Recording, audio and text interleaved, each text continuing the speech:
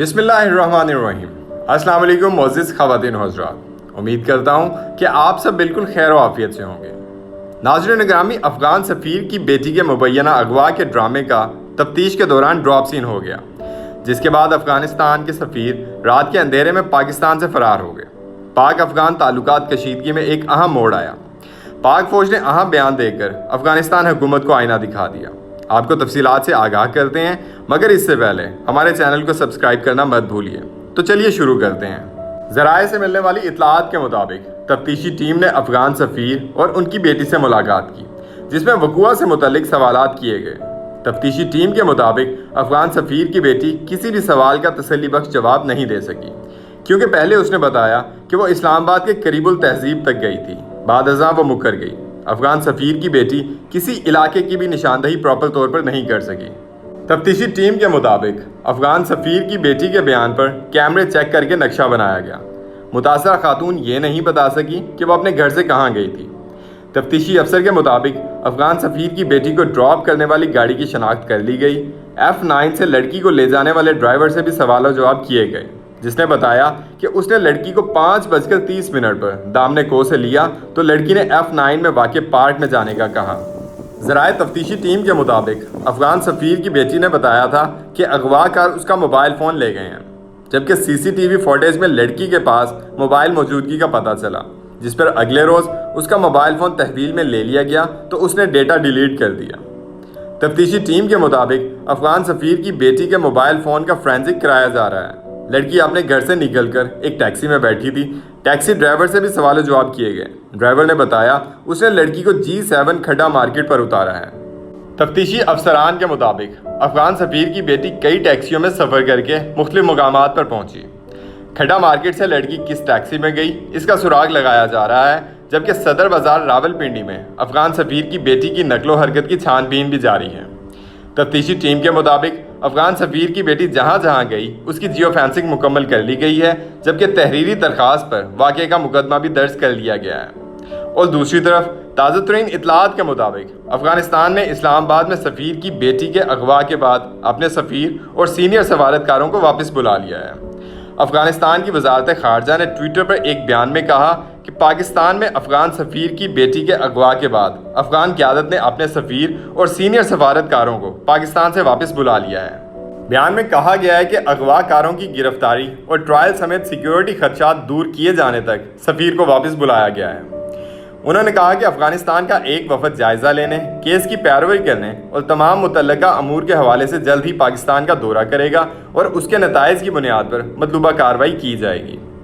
معزز دوستو، پاک افغان تعلقات خطرناک موڑ پر آ گئے ہیں، جس کے بعد ISPR نے اہم بیان جاری کر دیے ہیں۔ Director general ISPR major general Babar Iftikhar نے افغانستان کی صورتحال اور پاکستان میں سیکیورٹی سے متعلق پائے جانے والے خدشات کے پیش نظر کیے گئے اقدامات سے آگاہ کیا۔ میجر جنرل بابر افتخار نے بتایا کہ پاک فوج نے افغان سرحد پر تمام غیر قانونی گزرگاہوں کو سیل کر کے نوٹیفائی کراسنگ پوائنٹس کا کنٹرول سنبھال لیا ہے۔ انہوں نے ممتاز تجزیہ کاروں کے پینل کے سوالات کا جواب دیتے ہوئے کہا کہ افغان سرحد پر باڑ لگانے کا کام 90% مکمل ہو چکا ہے۔ سینکڑوں حفاظتی پوسٹیں قائم کر دی گئی ہیں۔ کراسنگ پوائنٹس پر بائیو میٹرک سسٹم نصب ہو چکا ہے، جس سے آنے جانے والوں کی شناخت بہت آسان ہو رہی ہے۔ ملک میں دہشت گردی کے حالیہ واقعات سے متعلق بات کرتے ہوئے میجر جنرل بابر افتخار نے کہا کہ پاکستان میں دہشت گرد تنظیموں کی باقیات دوبارہ فعال ہونے کا خدشہ ہے۔ را اور NDS افغانستان میں ایسے گروپوں کی حمایت کر رہی ہیں جو دہشت گرد ہیں۔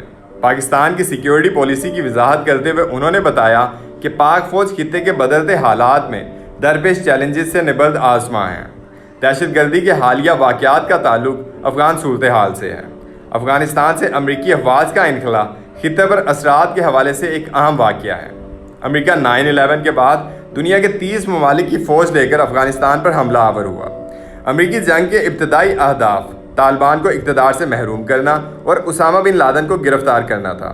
جو ہی اتحادی افواج افغانستان میں داخل ہوئیں، طالبان مخالف جنگجو اس کی مدد کو آ گئے۔ پاکستان پر دباؤ ڈال کر امریکہ نے فضائی اور زمینی راہداری حاصل کی۔ اسی دباؤ کو بعد ازاں انٹیلیجنس معلومات کے حصول کی خاطر استعمال کیا گیا۔ امریکی فوج نے اسی دوران افغانستان میں طالبان عسکریت پسندوں کو گرفتار کیا۔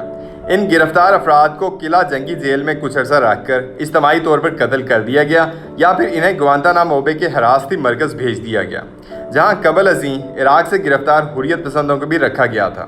امریکی اہلکار ان گرفتار عسکریت پسندوں پر پیشاب کرتے، ان کو خونخوار کتوں کے سامنے پھینک دیتے اور ان پر تشدد کے نئے نئے طریقے آزمائے جاتے۔ اس عرصے میں طالبان نے اپنی مزاحمتی حکمت عملی تبدیل کر لی۔ دوسری طرف ملا عمر اور اسامہ بن لادن روپوش ہو گئے۔ ملا عمر بعد ازاں روپوشی کی حالت میں بیمار رہ کر انتقال کر گئے، جبکہ القاعدہ کے سربراہ اسامہ بن لادن ایبٹ آباد کے قریب امریکی خفیہ آپریشن میں مارے گئے۔ اصولی طور پر اسامہ بن لادن کی موت کے بعد دہشت گردی کے خلاف جنگ کے مقاصد پورے ہو چکے تھے۔ لازم تھا کہ امریکہ اس وقت افغانستان میں پرامن انتقال اقتدار کا نظام وضع کرتا اور پھر کچھ عرصہ اس نظام کو کام کرنے کا موقع دے کر رخصت ہو جاتا۔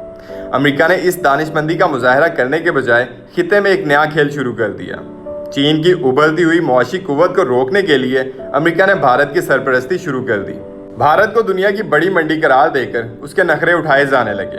بھارت نے نیوکلیر سپلائر گروپ میں شمولیت کی ضد کی تو وہ بھی مان لی گئی۔ کشمیر پر قبضے کی منصوبہ بندی کی اور اس کی آئینی حیثیت کو یک طرفہ طور پر ختم کر دیا گیا۔ امریکہ کی خاموش تائید کی بنا بھارت ایسا نہیں کر سکتا تھا۔ امریکہ نے اپنے پرانے اتحادی اور اسٹریٹجک شراکت دار پاکستان کے مفادات کی پرواہ نہ کرتے ہوئے خطے میں ایسا اسٹریٹجک اتحاد بنایا جو پاکستان کی سلامتی کے خلاف تھا۔ اس موقع پر پاکستان نے متبادل راستے کی تلاش کی۔ یہ تلاش سی پیک کی شکل میں سامنے آئی۔ سی پیک کی مخالفت بھارت اور امریکہ کا مشترکہ ہدف ہے۔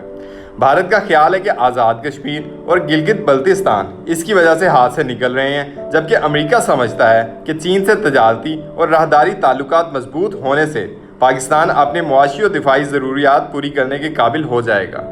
اشرف غنی حکومت کی طرف سے پاکستان پر مداخلت کے الزامات اور پاکستان میں دہشت گردانہ سرگرمیوں میں یکایک اضافہ اسی تناظر میں دیکھا جا رہا ہے۔